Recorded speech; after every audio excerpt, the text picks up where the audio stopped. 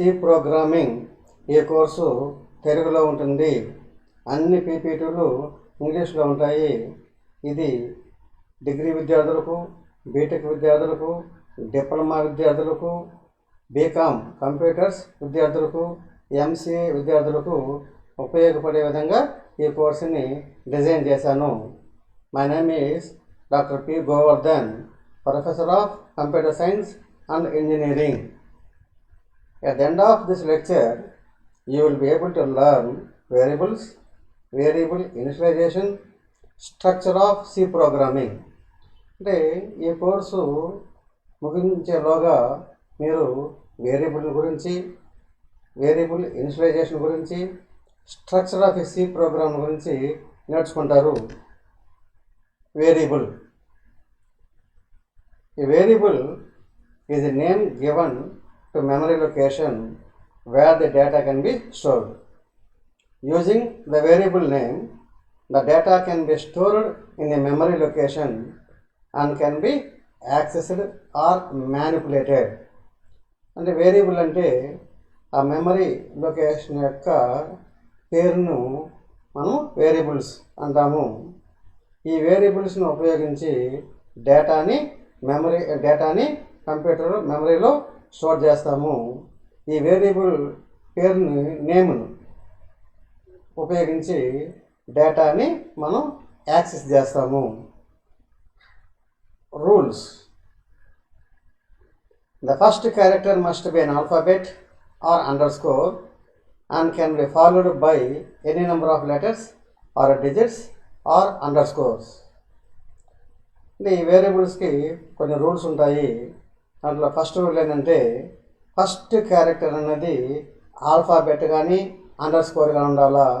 తర్వాత అవన్నీ any number of లెటర్స్తో కానీ, ఎనీ నెంబర్ ఆఫ్ డిజిట్స్తో కానీ, ఎనీ నెంబర్ ఆఫ్ అండర్ స్కోర్తో కానీ ఉండొచ్చు. సెకండ్ రూల్ ఏంటంటే no special characters are allowed. అంటే స్పెషల్ క్యారెక్టర్స్ వేరియబుల్ నేమ్స్లో ఉండకూడదు. Next, the length of an identifier can be up to maximum of 31 characters. అంటే ఐడెంటిఫైర్ అంటే వేరియబుల్ యొక్క నేమ్ని ఐడెంటిఫైర్ అంటాము. ఈ యొక్క ఐడెంటిఫైయరు లెంగ్త్ వచ్చి 31 క్యారెక్టర్ల కంటే ఎక్కువ ఉండకూడదు. నెక్స్ట్ రూల్ ఏంటంటే keywords should not be used. మనం వేరియబుల్స్ నేమ్ని కీవర్డ్స్ని ఉపయోగించకూడదు. These are the examples. ఇవి కొన్ని ఉదాహరణలు. John is a valid variable. Delhi valid. Mark valid. Value valid. x1 valid. someone valid. T underscore rise is valid. ph underscore value is a valid. Distance is a valid. These are all valid variables. Now these are some examples for invalid variables. For is invalid variable. For is a keyword. This is the reason. For space 1 is invalid variable. Space not allowed. 3 underscore factorial is invalid variable. First character should be a alphabet. It should be a letter. Sum, comma 1 is invalid variable. Special character, comma not allowed. Sum of digits is invalid. ఇది invalid. ఎందుకంటే spaces ఇక్కడ space ఉండకూడదు కాబట్టి ఇది invalid variable అంటాం మనం. ఇప్పుడు ఒక observe note. Upper case and lower case are significant. That is the variable total is not the same as total T capital or total. అంటే ఈ యొక్క వేరియబుల్ నేమ్స్ లోయర్ కేస్కి అప్పర్ కేస్కి వేరే వేరే మీనింగ్స్ ఉంటాయి. ఫర్ ఎగ్జాంపుల్ టోటల్ అంటే అన్నీ లోయర్ కేసులో ఉన్నది. ఇక్కడ క్యాపిటల్ టీ మిగతావన్నీ లోయర్ కేసులో టోటల్, అన్నీ అప్పర్ కేస్ లెటర్లో టోటల్ ఉంటుంది. అంటే ఇంగ్లీష్లో అయితే ఈ టోటల్కి ఈ టోటల్కి ఈ టోటల్కి సేమ్ మీనింగ్ ఉంటుంది. అదేవిధంగా సి ప్రోగ్రామింగ్లో ఈ టోటల్ నేము ఈ టోటల్ నేము ఈ టోటల్ నేము వేరే వేరేగా ఉంటుంది. డిఫైన్ ఏ వేరియబుల్ అంటే వేరియబుల్ని ఎలా డిఫైన్ చేస్తాము అంటే వేరియబుల్ డిఫైన్ చేయడం అంటే ఏంటంటే అదొక మెథడ్. ఆ మెథడ్ ఉపయోగించి మనం కంపైలర్కి ఇన్ఫామ్ చేస్తాము ఎంత మెమరీని స్టోర్ చేయాలా, ఎంత మెమరీని స్టోర్ చేయాలా. ఇది దేని ప్రకారం అంటే ఆ యొక్క వేరియబుల్ యొక్క టైపు ఎంత ఉంటుందో ఆ టైప్ని బేస్ చేసుకొని మనం కంప్యూటర్ మెమరీలో స్పేస్ని రిజర్వ్ చేస్తాం మనము. నౌ ఈ కంపైలర్ ఎంత ఉంటుందంటే ఆ డేటా టైప్ సైజ్ ఎంత ఉంటుందో అంత మాత్రమే డేటా స్టోర్ చేస్తుంది. ఫర్ ఎగ్జాంపుల్ ఇంట్ అన్నామనుకోండి, ఇంట్కి ఎన్ని 2 bytes అంటే వేరియబుల్ అనేది ఇంటిజర్ డేటా టైప్ అయితే 2 bytes మెమరీ మాత్రమే కంప్యూటర్ మెమరీలో స్పేస్ అలొకేట్ చేస్తుంది. అదేవిధంగా ఆ వేరియబుల్ని ఉపయోగించి మనం డేటాని రిట్రీవ్ చేసుకోవచ్చు, తర్వాత మ్యానిపులేట్ కూడా చేయొచ్చు. Now this is syntax. Syntax ఎలా ఉంటుందంటే type some space v1, v2, vn this the statement end with semicolon. అంటే ఇది ఒక v1 అనేది ఒక వేరియబుల్ నేము, ఈ v2 అనేది ఒక variable name and so on. vn అన్నది ఒక వేరియబుల్ నేము. ఈ వేరియబుల్స్ అన్నీ కామాతో సపరేట్ చేయబడుతుంది. లాస్ట్లో సెమీకోలన్ ఉండాలా. టైప్ అనేది ఏముందంటే ఆ యొక్క వేరియబుల్ అనేది ఏ టైపు అంటే ఇంటిజర్ టైపా, ఫ్లోటింగ్ టైపా, క్యార్ టైపా, డేటా టైపా అని రాయాలి మనం. అంటే ఇప్పుడు ఈ వేరియబుల్ని ఎలా డిఫైన్ చేస్తామంటే ఫస్ట్ మెథడ్ ఏంటంటే all variables of the same data type can be defined in single line. అన్ని వేరియబుల్ నేమ్స్ని ఒకే లైన్లో మనం డిఫైన్ చేస్తాం మనం. అంటే ఎగ్జాంపుల్ ఇంట్ a, b, c. ఇంట్ a, b, c. అంటే ఎప్పుడైతే మనం డిఫైన్ చేస్తామో కంప్యూటర్లో మెమరీ అలొకేట్ చేస్తుంది. అంటే ఏ అనేది ఇంటిజర్ వేరియబుల్ కాబట్టి ఈ యొక్క వేరియబుల్కి 2 bytes ఆఫ్ ది అంటే ఇక్కడ 4 bytes. అంటే నేను టర్బో C++ కాకుండా దేవ్ C++ యూజ్ చేస్తాను కాబట్టి దానికైతే 4 bytes, టర్బో C++కి అయితే 2 bytes ఆఫ్ ది మెమరీ ఈ లొకేషన్లో మెమరీ అలొకేట్ చేస్తుంది. ఆ యొక్క అడ్రస్ ఏముంటుందంటే మనం అజ్యూమింగ్ ద అడ్రస్ అనేది 1000 అనుకుంటాం మనం. ఇక్కడ ఈ 1000 అనే అడ్రస్ లొకేషన్లో 2 bytes లేదా 4 bytes ఆఫ్ మెమరీని ఏ అనే వేరియబుల్కి అలొకేట్ చేస్తుంది. ఇక్కడ డబుల్ క్వశ్చన్ మార్క్ అంటే కొంత గార్బేజ్ వాల్యూ ఉంటుంది, అంటే అన్వాంటెడ్ వాల్యూ ఉంటుంది. అన్వాంటెడ్ వాల్యూతో స్టోర్ అయిపోతుంది. అదేవిధంగా ఇంట్ బి అంటే బి అనేది వేరియబుల్ అంటే ఏమన్నాము మనం name of the memory location. ఎప్పుడైతే ఈ బి అనేది variable memory location 4 bytes of the memory ఈ యొక్క లొకేషన్లో అలొకేట్ చేస్తుంది. దాని యొక్క అడ్రస్ అనేది 2000 అడ్రస్ లొకేషన్లో 4 bytes ఆఫ్ ది మెమరీ ఈ బి అనే వేరియబుల్కి అలొకేట్ చేస్తుంది. ఇక్కడ ఇనిషియల్గా గార్బేజ్ వాల్యూ ఉంటుంది. అదేవిధంగా ఇంట్ సి అంటే సి అనే వేరియబుల్కి ఈ మెమరీ లొకేషన్లో 4 bytes మెమరీ అలొకేట్ చేస్తుంది. ఈ యొక్క అడ్రస్ లొకేషన్లో 4 bytes ఆఫ్ ది మెమరీ అనేది సి అనే వేరియబుల్కి అలొకేట్ చేస్తుంది. ఇక్కడ గార్బేజ్ వాల్యూ ఉంటుంది. సెకండ్ మెథడ్ ఏంటంటే all the variables of the same data type can be defined separately in multiple lines for better readability. ఇది కూడా సింటాక్స్ కరెక్టే. ఇంట్ a, b, c అనేది ఒకే లైన్లో రాయొచ్చు, కానీ రీడబిలిటీ బాగుండాలంటే ఇవన్నిటిని సపరేట్ లైన్లకి కూడా డిఫైన్ చేస్తాం మనం. అంటే int A and with semicolon, ఇంట్ బి అండ్ విత్ సెమీకోలన్, ఇంట్ సి అండ్ విత్ సెమీకోలన్. ఈ విధంగా కూడా మనం డిఫైన్ చేయొచ్చు. ఈ డెఫినేషన్తో మనకి రీడబిలిటీ బాగుంటుంది. నెక్స్ట్ మూడోది ఏంటంటే different the variables with different data types can be defined immediately after the previous definition. అంటే ఫస్ట్ ఇంట్ ఏ అని డిఫైన్ చేస్తాను, సెమీకోలన్, మళ్ళీ ఫ్లోట్ బిని డిఫైన్ చేస్తాను, అదేవిధంగా సిని డిఫైన్ చేస్తాను, సెమీకోలన్ డిని డిఫైన్ చేస్తాను. అంటే ఈ విధంగా కూడా మనం వేరియబుల్స్ని డిఫైన్ చేయొచ్చు. అంటే వేరియబుల్స్ని సింగిల్ లైన్లో డిఫైన్ చేయొచ్చు, మల్టీ లైన్లో డిఫైన్ చేయొచ్చు, ఒకే లైన్లో డిఫరెంట్ డేటా టైప్స్ని కూడా డిఫైన్ చేయొచ్చు. నెక్స్ట్ వచ్చి the variables with different data types can be define in different lines. అంటే ఫస్ట్ లైన్ వచ్చి ఇంటిజర్తో డిఫైన్ చేశారు, సెకండ్ లైన్ని బి అనే వేరియబుల్ని ఫ్లోట్ డేటా టైప్గా డిఫైన్ చేశాను, ఇక్కడ సి అనేది క్యారీ డేటా టైప్గా డిఫైన్ చేశాను, డి అనేది డబుల్ డేటా టైప్గా డిఫైన్ చేస్తాము. ఎప్పుడైతే మనం డిఫైన్ చేస్తామో ఇమ్మీడియట్గా ఏ అనేది కూడా మెమరీ అలొకేట్ అయిపోతుంది. అదేవిధంగా బి అనే వేరియబుల్కి 4 bytes ఆఫ్ ది మెమరీ, అంటే ఇది టర్బో C++లో అయితే 4 bytes, అదేవిధంగా డేవ్ C++లో అయితే కూడా 4 bytes మెమరీ అలొకేట్ చేస్తుంది. ఈ యొక్క అడ్రస్ లొకేషన్లో 4 bytes of the memory B అనే వేరియబుల్కి అలొకేట్ చేస్తుంది. ఇక్కడ గార్బేజ్ వాల్యూ ఉంటుంది.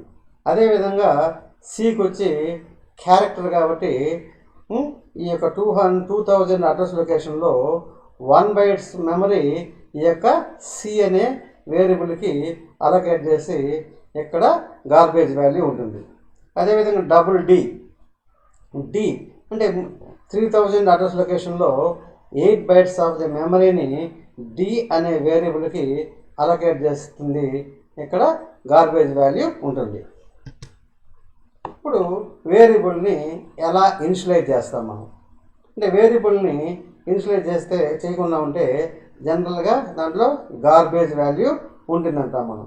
గార్బేజ్ వాల్యూ అంటే ఏంటంటే మీనింగ్లెస్ వాల్యూ, అంటే దానికి అర్థం ఉండదు, ఏదో ఒక పిచ్చి వాల్యూ అని అర్థం. అది ఇప్పుడు ఆ విధంగా మనం ఖచ్చితంగా ఏదో ఒక వాల్యూని ఇనిషియలైజ్ చేయాలి, ఏదో ఒక డేటా వాల్యూని ఇనిషియలైజ్ చేయాలా. ఆ ఇనిషియలైజ్ చేసే విధానాన్ని మనం వేరియబుల్ ఇనిషియలైజేషన్ అంటాం మనం. ఇప్పుడు వేరియబుల్ని ఇనిషియలైజ్ చేసేదానికి 3 డిఫరెంట్ వేస్ ఉంటాయి మనకి. ఫస్ట్ వే ఏంటంటే ఇనిషియలైజింగ్ 1 వేరియబుల్, సెకండ్ ఏంటంటే initialising more than 1 variable, initialising at appropriate place. అంటే ఈ 3 విధాలు ఏదో ఒక విధంగా మనం వేరియబుల్ని ఇనిషియలైజ్ చేయొచ్చు. ఫస్ట్ ఏంటంటే ఇనిషియలైజేషన్ 1 వేరియబుల్. అంటే సింటాక్స్ ఎలా ఉంటుందంటే type variable name is equal to data. ఇక్కడ టైప్ అంటే ఏదో ఇంటిజర్ డేటా టైప్ కానీ, ఫ్లోట్ డేటా టైప్ కానీ, క్యారీ డేటా టైప్ కానీ, డబుల్ డేటా టైప్ కానీ. వేరియబుల్ నేమ్ అంటే నేమ్ యొక్క వేరియబుల్. ఈజ్ ఈక్వల్ టు అనేది అసైన్మెంట్ ఆపరేటరు, డేటా అనేది వాల్యూని అసైన్ చేస్తాం మనం. ఎగ్జాంపుల్ వచ్చి ఇంట్ ఏ ఈజ్ ఈక్వల్ టు 10. ఎప్పుడైతే మనం డిఫైన్ చేస్తామో ఇనిషియలైజ్ చేసాము, ఇంట్ ఏ అనేది డిఫైన్ చేసాము, 10 అని ఇనిషియలైజ్ చేసాము. ఏ అనే ఈ వేరియబుల్కి 1000 అనే అడ్రస్ లొకేషన్లో 2 bytes ఆఫ్ ది మెమరీ ఏకి అలొకేట్ చేసుకొని రిజర్వ్ చేసుకొని ఈ 10 అనే వాల్యూ ఎక్కడ స్టోర్ అవుతుంది. అదేవిధంగా ఇంకొక ఎగ్జాంపుల్ ఏంటంటే float B is equal to 12.34. అంటే ఫ్లోట్ బిని బి అనే దాన్ని ఫ్లోట్గా డిఫైన్ చేసిన తర్వాత అసైన్ చేశాను, ఈ వాల్యూని అసైన్ చేశాను. అంటే ఇంటర్నల్గా ఏం జరుగుతుందంటే 2000, ఇది assuming 2000 is address location, 4 bytes of the memory, అంటే 4 bytes యొక్క మెమరీ బి అనే వేరియబుల్కి అలొకేట్ చేసి ఈ 12.34 అనే వాల్యూ ఇక్కడ స్టోర్ అయిపోతుంది. సెకండ్ది ఇనిషియలైజింగ్ మోర్ దాన్ 1 వేరియబుల్. అంటే all the variables defined must be separately initialized. అంటే int a is equal to 12 comma b is equal to 20. ఇదే విధంగా ఒకే లైన్లో మనం వేరియబుల్స్ని ఇన్స్టైల్ చేస్తాం మనం. అంటే ఇంటి ఏ ఈజ్ ఈక్వల్ టు 12 అంటే ఏ అనేది integer variable 2 bytes of the memory ఈ యొక్క అడ్రస్ లొకేషన్లో 12 అనేది స్టోర్ అవుతుంది. అదేవిధంగా బి కూడా ఇంటిజర్ డేటా టైపే, అంటే 2 బైట్స్ ఆఫ్ ది మెమరీ ఈ యొక్క అడ్రస్ లొకేషన్లో మెమరీ అలాట్ చేస్తుంది. ఈ 20 అనేది ఇక్కడ స్టోర్ అయిపోతుంది మనకి. ఇంకొక ఎగ్జాంపుల్ ఏంటంటే int X comma Y is equal to 30. చూడండి, ఇక్కడ ఇంట్ ఎక్స్ ఇక్కడ డిఫైన్ చేశాము, అసైన్ చేయలేదు. అంటే ఈ యొక్క వేరియబుల్కి 2 బైట్స్ ఆఫ్ ది మెమరీ ఒక అడ్రస్లో అలొకేట్ అవుతుంది. దాంట్లో మీనింగ్లెస్ వాల్యూ అంటే గార్బేజ్ వాల్యూ స్టోర్ అయి ఉంటుంది. అదేవిధంగా వై అనేది కూడా ఇంటిజర్ డేటా టైపే, 2 bytes of the memory allocate చేసుకొని 30 అనేది అక్కడ స్టోర్ అయి ఉంటుంది. అంటే ఎక్స్ అనే వేరియబుల్కి 2 బైట్లు 2 బైట్స్ ఆఫ్ ది మెమరీ 2000 అనే అడ్రస్ లొకేషన్లో రిజర్వ్ చేస్తుంది.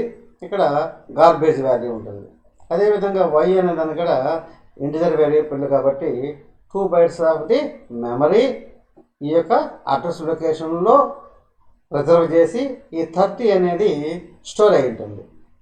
క్వాలిటీ ప్రోగ్రామింగ్ అంటే క్వాలిటీగా ఉన్నామంటే ఏం చేయాలా అంటే ఎర్రర్స్ను రెడ్యూస్ చేయాలా. మనకి ఆ యొక్క స్టేట్మెంట్లని రీడ్ చేసేదానికి మనకి ఈజీగా ఉండాలంటే మనం ఓన్లీ ఒక వేరియబుల్ మాత్రమే ఒకసారి డిఫైన్ చేస్తాం. అంటే ఈ విధంగా ఇంట్ I is equal to 100, float J is equal to 123.456, double K is equal to 2345.1273. అంటే అన్ని స్టేట్మెంట్స్కి సెమీకోలన్తో ఎండ్ అవ్వాల్సి వస్తుంది. అది చూడండి, ఇది మోడ్ రీడబిలిటీ ఉంది, చాలా అండర్స్టాండింగ్ కూడా ఈజీగా ఉంటుంది. ఇంకోటి ఏంటంటే ఇనిషియలైజేషన్ ఎట్ అప్రోప్రియేట్ ప్లేస్. అంటే ఆ యొక్క ఎర్రర్స్ని ఇంకా అవాయిడ్ చేయాలంటే మనము వేరియబుల్స్ని ఈ విధంగా ముందు డిఫైన్ చేస్తాము. ఇంట్ ఏ ఇక్కడ డిఫైన్ చేస్తాం, ఏని ఇంటిజర్ డేటా టైప్గా, బిని ఫ్లోటింగ్ డేటా టైప్గా డిఫైన్ చేసేసాము. డిఫైన్ చేసిన తర్వాత a is equal to 100, b is equal to 254.23 ఈ విధంగా కూడా మనం వేరియబుల్స్ని అసైన్ చేయొచ్చు. ఇది వచ్చి చాలా బెటర్ రీడబిలిటీ. ఇప్పుడు structure of a C program గురించి నేర్చుకుందాం మనం. అంటే స్ట్రక్చర్ ఆఫ్ ది సి ప్రోగ్రామింగ్లో first line documentation section. First line అనేది డాక్యుమెంటేషన్ సెక్షన్ ఉంటుంది. సెకండ్ లైన్ అనేది లింక్ సెక్షను. ఈ లింక్ సెక్షన్లో మనకి ప్రీ ప్రాసెసర్ కూడా ఉంటుంది ఇక్కడ. తర్వాత ఏంటంటే డెఫినిషన్ సెక్షన్, తర్వాత గ్లోబల్ వేరియబుల్ సెక్షన్, తర్వాత మెయిన్ ఫంక్షన్ సెక్షన్. ఇది ఇమ్మీడియట్గా ఓపెనింగ్ బ్రేస్ ఉంటుంది, క్లోజింగ్ బ్రేస్ ఉంటుంది.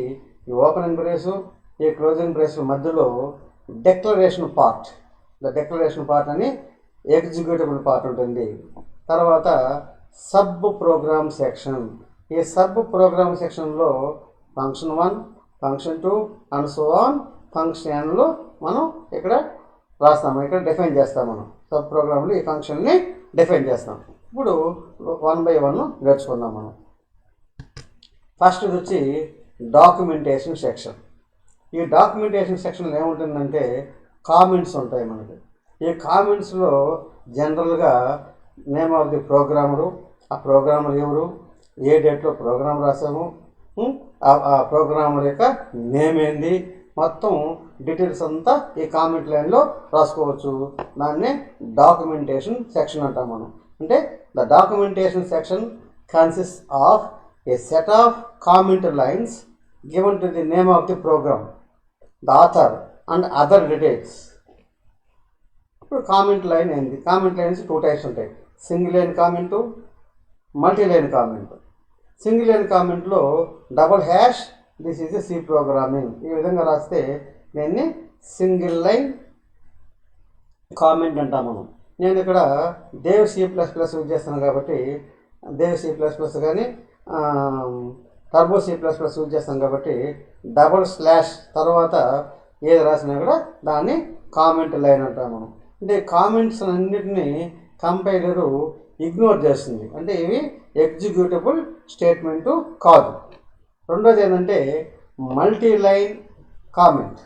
అంటే డిఫరెంట్ లైన్లో కామెంట్ ఎలా రాస్తామంటే the lines begin with slash star and end with star slash are known as multi line comment lines.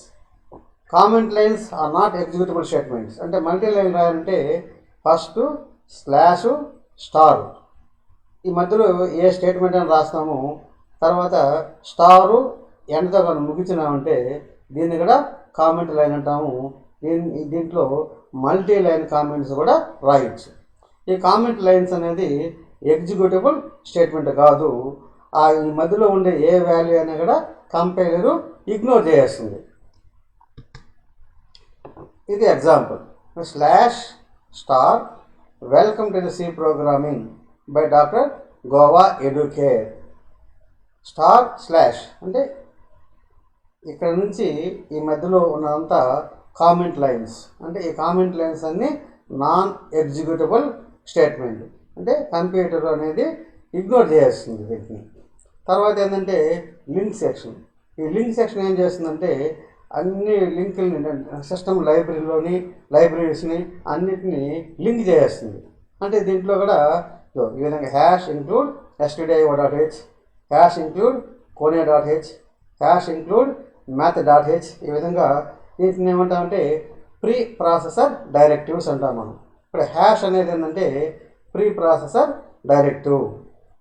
ఇదేం చేస్తుందంటే ఈ యొక్క stdio.h అంటే standard input output header file అంటాం మనం. ఈ హెడర్ ఫైల్లో ఉండే ప్రోగ్రామ్స్ అన్నిటినీ ఇంక్లూడ్ చేస్తుంది, కంపైలేషన్ ముందే ఇక్కడ ఇంక్లూడ్ చేస్తుంది. అదేవిధంగా హ్యాష్ ఇంక్లూడ్ konia.h అంటే konia.hలో ఉండే హెడర్ ఫైల్స్ అన్నిటినీ ఇక్కడ ఇంక్లూడ్ చేస్తుంది. అంటే ప్రీ ప్రాసెసర్ అంటే ముందుగా ప్రాసెస్ చేసేదానికి అన్నిటినీ ఇంక్లూడ్ చేయాల్సి ఉంటుంది. అదేవిధంగా math.h అంటే మ్యాథమెటికల్ ఫంక్షన్స్ని ఏవైతే మనం యూజ్ చేస్తామో ఆ మ్యాథమెటికల్ ఫంక్షన్ అన్నిటినీ ఇంక్లూడ్ చేసేస్తాయి ఇప్పుడు ప్రీ ప్రాసెసర్ డైరెక్టరీలో. చూడండి, the preprocessor statement start with symbol hash. Hash అనే సింబల్తో స్టార్ట్ అయ్యేదంతా ప్రీ ప్రాసెసర్ స్టేట్మెంట్ అంటాం మనం. The include directive instruct the preprocessor to include the specified file contents in the beginning of the program. అంటే అదేం చేస్తుందంటే include directive include అని రాసాం కదా, అది ఇన్స్ట్రక్ట్ చేస్తుంది దేనికి? ప్రీ ప్రాసెసర్కి. అయ్యా అన్ని స్పెసిఫైడ్ ఫైల్స్ అంటే stdio.hలో ఉన్న అన్ని ఫైల్స్ని నువ్వు ఇంక్లూడ్ చేయి అని చెప్తుంది మనకి. అదేవిధంగా the processor insert the content of the file stdio.hలో ఉండే ఫైల్స్ అన్నిటినీ ప్రాసెస్ చేస్తుంది. నెక్స్ట్ డిఫైన్ సెక్షన్లో ఏం చేస్తుందంటే మనం ఆల్రెడీ చెప్పున్నాము డిఫైన్ కాన్స్టెంట్ అని చెప్పని హ్యాష్ డిఫైన్ PI 3.14 అంటే ఇది ప్రీ ప్రాసెసర్ డిఫైన్ చేస్తాం మనం. అంటే ఇది కాన్స్టెంట్ని 3.14 అనే వాల్యూని PIతో డిఫైన్ చేసేసాం మనం. ఇదేం చేస్తుందంటే కంపైలేషన్ టైంలో ఎక్కడైతే PI ఉంటుందో ఆ PI దగ్గర ఈ వాల్యూని సబ్స్టిట్యూట్ చేస్తుంది. ఇదంతా లింక్ సెక్షన్ చేస్తుంది. Next global declaration section. అంటే మనకి గ్లోబల్ డిక్లరేషన్ సెక్షన్లో కొన్ని వేరియబుల్స్ని కొన్ని ఫంక్షన్స్ని మనం డిక్లేర్ చేస్తాం మనం అక్కడ. అంటే ఈ వేరియబుల్స్ మొత్తం ఆ ప్రోగ్రామింగ్ మొత్తానికి ఉపయోగపడే విధంగా ఉంటుంది. ఇది చూడండి, there are some variables that are used in more than one function. అంటే కొన్ని వేరియబుల్స్ని 2-3 ఫంక్షన్లో మనం యూజ్ చేయాల్సి వస్తుంది. అలాంటి యూజ్ చేసే వేరియబుల్స్నే మనం గ్లోబల్ వేరియబుల్స్ అంటాము. ఈ యొక్క గ్లోబల్ వేరియబుల్స్ను ఎక్కడ డిక్లేర్ చేస్తామంటే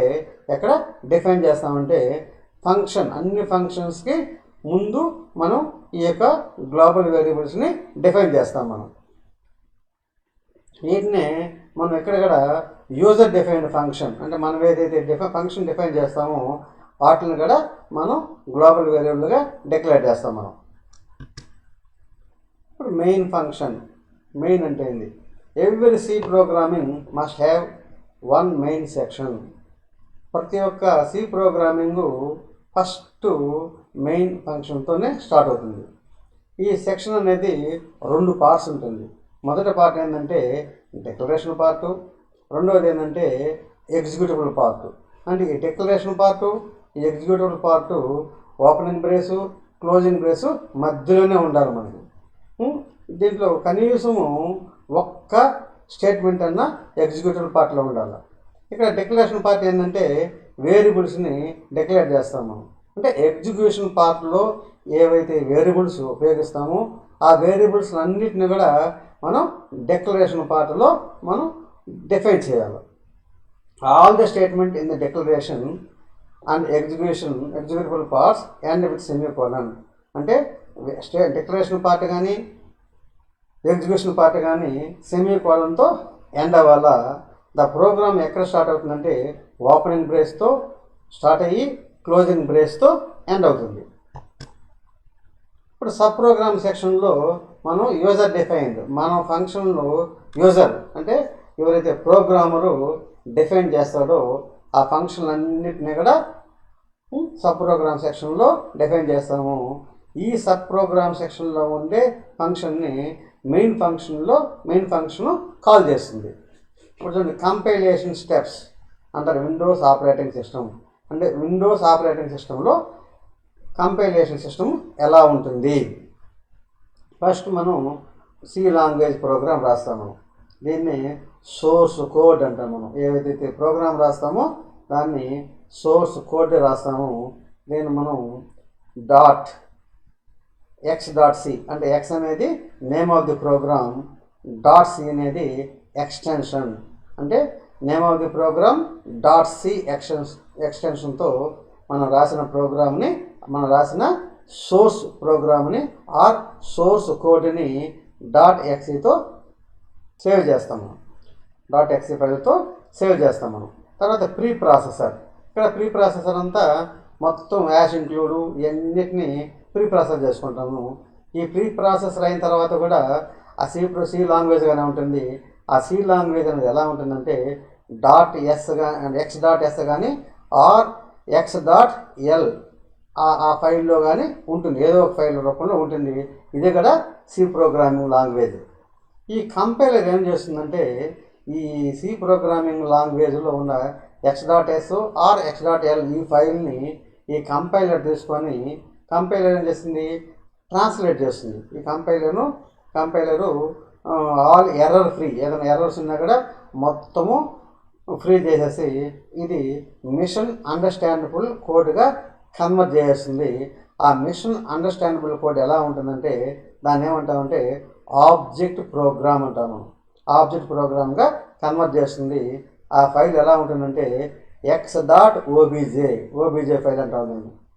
ఇక్కడ లింకర్, ఈ లింకర్ ఏం చేస్తుందంటే ఈ కంపైలర్ నుంచి వచ్చే ఆబ్జెక్ట్ ప్రోగ్రామ్ని ఈ లైబ్రరీ ఫంక్షన్స్, మనమైతే ఏదైతే లైబ్రరీ ఫంక్షన్స్ యూజ్ చేస్తామో ఈ రెండింటిని లింక్ చేసి రన్నబుల్ కోడ్ ఆర్ ఎగ్జిక్యూటబుల్ కోడ్గా కన్వర్ట్ చేస్తుంది. అంటే ఆ కోడ్ ఎలా ఉంటుందంటే x.exe ఫైల్తో కన్వర్ట్ చేస్తుంది. ఇక్కడ లోడర్ ఉంటుంది. ఈ లోడర్ ఏం చేస్తుందంటే ఈ యొక్క ఎగ్జిక్యూటబుల్ ప్రోగ్రామ్ ఆ ఫైల్ని ర్యామ్లో ఎక్కడైతే మెమరీ ఖాళీగా ఉంటుందో అక్కడ స్టోర్ చేస్తుంది. ఇక్కడ నుంచి సిపియు తీసుకొని సిపియు ఎగ్జిక్యూట్ చేస్తుంది. ఆ ప్రోగ్రామ్ని ఎగ్జిక్యూట్ చేసి ఇక్కడ ఫైనల్గా మనకు ఆన్సర్ వచ్చేస్తుంది. ఇది compilation steps under Windows operating system. చూడండి description. Our source file as x.c. then after pre-processing stage is also C programming file. The resultant file may come as x.s or x.l file. This will be taken by C compiler and the program free from all language errors. అంటే కంపైలర్లో machine కోడ్గా convert చేసేటప్పుడు errors అన్నిటిని check చేస్తుంది. ఏమైనా ఎర్రర్స్గా ఉన్నాయి అనుకోండి, మనకి పలానా error ఉండదని చెప్పని కంపైలర్ మనకు డిస్ప్లే చేస్తుంది. అది .obj అంటే ఓబీజే ఫైల్గా జనరేట్ చేస్తుంది. ఇప్పుడు లింకర్ ఏం చేస్తుందంటే ఈ యొక్క బిల్ట్-ఇన్ ఫంక్షన్ని, ఈ ఓబీజే ఫైల్ని మొత్తం ఒక ప్రోగ్రామ్గా లింక్ చేస్తుంది. లింక్ చేసి ఎగ్జిక్యూటబుల్ ఫైల్గా కన్వర్ట్ చేస్తుంది. అది ఎలా ఉంటుందంటే .exe ఫైల్ లాగా ఉంటుంది. ఇప్పుడు loader loads this .exe file into freely available portion of the RAM. ఈ లోడర్ ఏం చేస్తుందంటే ఈ .exe ఫైల్ని ఈ ర్యామ్లో ఎక్కడైతే మెమరీ ఫ్రీగా ఉంటుందో అక్కడ దీన్ని స్టోర్ చేస్తుంది. ఇక్కడ నుంచి CPU ఎగ్జిక్యూట్ చేస్తుంది అండ్ ఎగ్జిక్యూట్స్ ద ప్రోగ్రామ్. ఇక్కడ CPU అనేది ఎగ్జిక్యూట్ చేస్తుంది. ఇక్కడ మనం టర్బో C++ యూజ్ చేసాం. మనం ఇక్కడ చూడు, first #include stdio.h, #include conio.h. నేనేమంటామంటే మనం ప్రీ ప్రాసెసర్ సెక్షన్, ఇక్కడే లింకింగ్ జరుగుతుంది. ఇక్కడ అంటే హ్యాష్ అనేది ప్రీ ప్రాసెసర్ డైరెక్టివ్.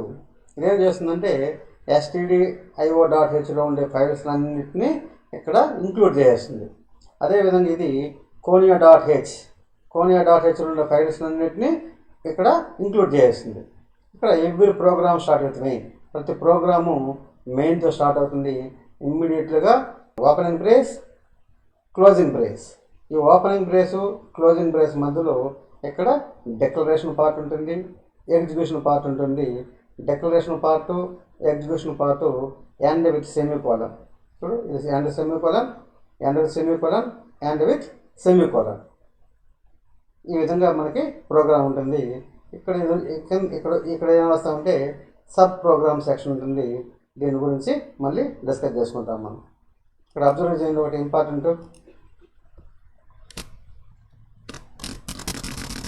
నేను ఇక్కడ ఏమి ఇంక్లూడ్ చేయలేదు. ఇక్కడ ఏ స్టేట్మెంట్లో నేను రాయలా.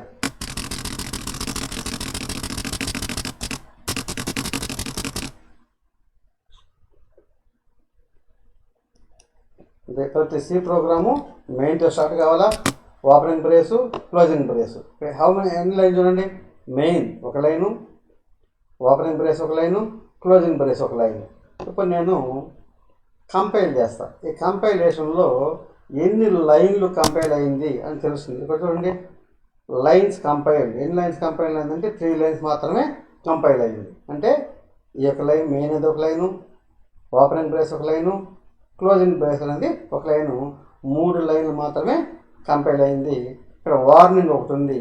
ఈ వార్నింగ్ని వెళ్ళాలంటే నేను ఆల్రెడీ చెప్పాను మీకు.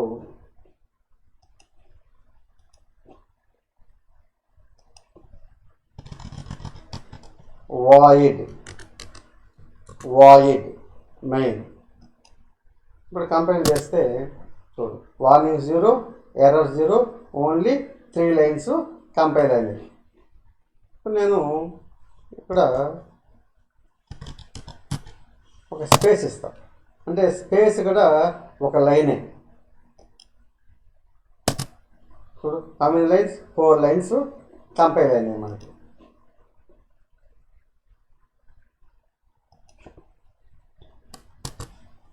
ఇక్కడ హ్యాష్ ఇంక్లూడ్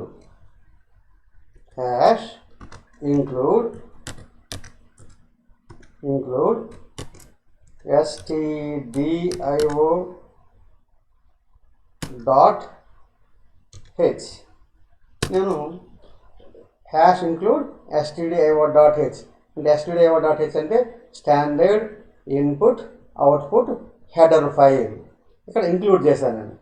ఇప్పుడు దీన్ని నేను కంపైల్ చేస్తాను. చూడండి ఎన్ని లైన్లో చూడండి 312 లైన్స్. 312 లైన్స్లో ఈ వైడ్ మెయిన్ లైను 4 లైన్ తీసేస్తే 308 లైన్స్. అంటే ఈ యొక్క మొత్తం ప్రోగ్రామ్ ఎంత ఉంటుందంటే ఎన్ని లైన్స్ ఉంటుందంటే 312 లైన్స్. ఈ యొక్క హ్యాష్ ఇంక్లూడ్ stdio.h అనేది ఎన్ని లైన్ ప్రోగ్రామ్ అంటే 308 లైన్స్ ప్రోగ్రామ్ని ఇక్కడ ఇంక్లూడ్ చేస్తుంది. అది దీని మీనింగ్. ఇప్పుడు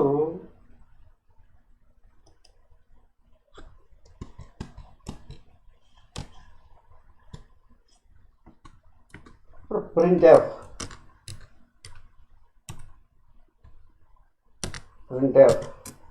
హలో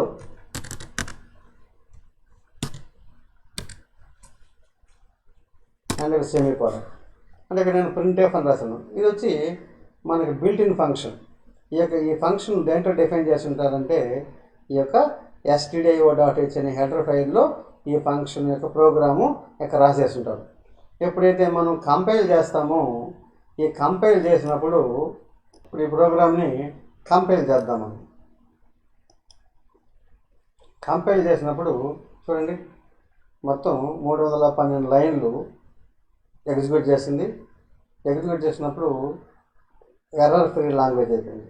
కంపైలేషన్ టైంలో ఎర్రర్ ఫ్రీ లాంగ్వేజ్ అయిపోతుంది.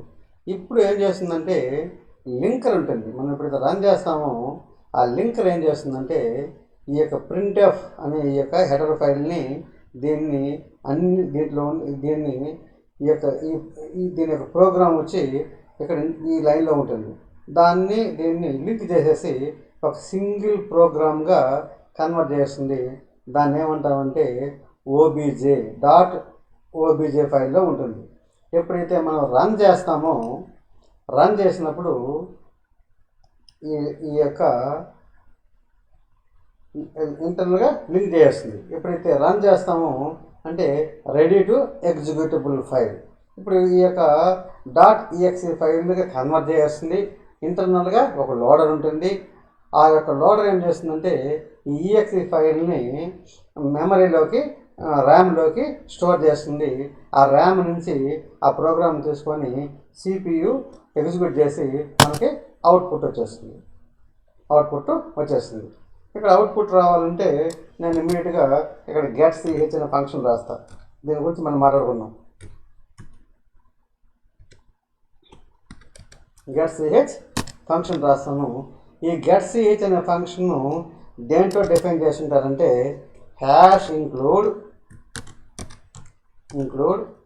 conio.h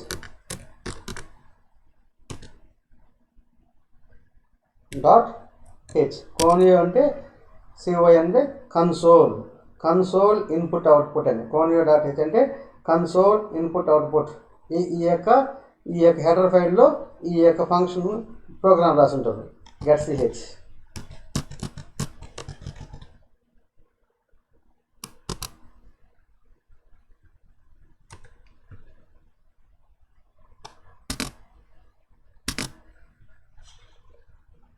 ఈ యొక్క ప్రోగ్రామ్ని ఇక్కడ రాసి ఉంటారు. ఇప్పుడు కంపైల్ చేసినాం అనుకోండి, హౌ మెనీ లైన్స్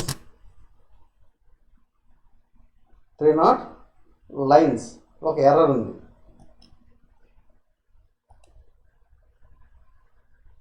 ఎర్రర్ ఏంటంటే ఇది. ఇప్పుడు కంపైల్ చేద్దాం మనం. ఇప్పుడు టోటల్ 461 లైన్స్. అంటే దీంట్లో వచ్చి 308 లైన్స్. ఈ యొక్క how many 1 2 3 4 5 308 plus 5 remaining lines అన్నీ కలిపి 461 లైన్స్ ఆఫ్ ది ప్రోగ్రామ్ని చెక్ చేసేసి ఈ యొక్క 461 లైన్స్ ప్రోగ్రామ్ని మిషన్ కోడ్గా కన్వర్ట్ చేసేసింది. ఇప్పుడు నేను రన్ చేశాను అనుకోండి, మనకి ఇమ్మీడియట్గా హలో అనేది ప్రింట్ అయిపోతుంది. ఇక్కడ చూడు, ఇక్కడ హలో 2 ఉంటుంది. ఈ ముందు హలో ఏంటంటే ఎంతమంది ప్రోగ్రామ్ రాసాను, ఇంతకుముందు ఎగ్జిక్యూట్ చేసిన అవుట్పుట్ అలాగనే ఉంటుంది.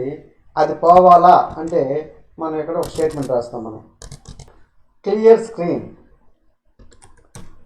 CLR SCR CLR SCR clear screen ఉంటుంది. ఈ CLR SCR కూడా conio.h అనే దాంట్లో డిఫైన్ చేస్తుంటారు. ఇక్కడ లైన్ రాసాం కాబట్టి ఇంకొక లైన్ ఎక్స్ట్రా ఉంటుంది. ఇప్పుడు దాని 461 ఉంది, ఇప్పుడు 462 లైన్స్ని కంపైల్ చేస్తుంది. అంటే ఈ యొక్క ప్రోగ్రాము ఎన్ని లైన్ ఉంటుందంటే 462 లైన్స్ ఉంటుంది. ఇప్పుడు రన్ చేద్దాం మనం. హలో అనేది మాత్రమే డిస్ప్లే అవుతుంది. Here I'm declaring int a, I'm declaring int a the size of a. I'm compiling, no warnings, no errors. Now 2 bytes of the memory. That means when we define a as integer variable, the compiler allocates 2 bytes of the memory at the address location. Now the address of a, I'm compiling, no warnings, no errors. Now this is the address location. In this address location 2 bytes of the memory will be allocated for the variable a. Now I am printing the value a, no warnings, no zeros, no errors. Now this is the unwanted, meaningless value. This is a garbage value.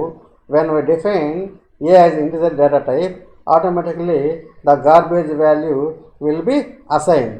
Now this is the meaningless value. I am declaring int a comma b comma c in a single line. It is also valid. It's also valid. Now this is the value of a. Now suppose I am declaring int a comma int b semicolon float c. Now these are all valid. Now this is, I am commenting this.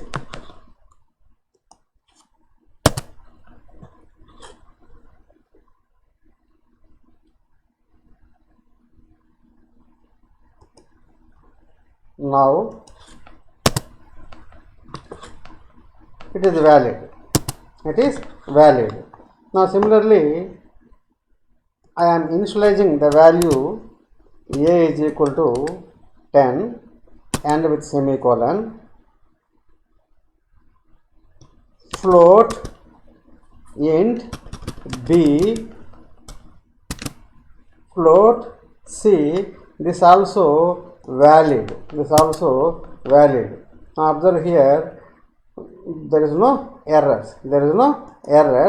Now the warning a means a is assigned a value that a value that is never used.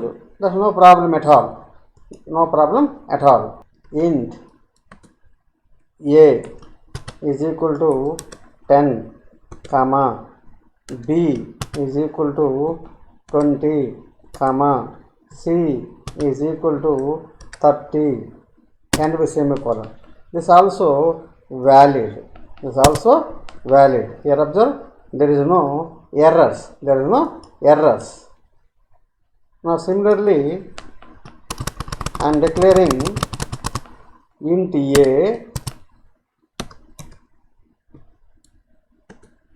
int b int c. Then I am assigning a is equal to 10 B is equal to 20, C is equal to 30, it's also valid. It's also valid. Observe here, there is no errors. There is no errors. This also valid. I am trying to print the value of A. All are integer data type. Percentage D, comma, percentage of D, percentage D, A, comma, B, comma, C. I am printing the value percentage, some space. Now I am run the program directly. Now this is the output. A is equal to 10, B is equal to 20, C equal to 30. C equal to 30 is also valid. It's also valid. Now I am going to stop here.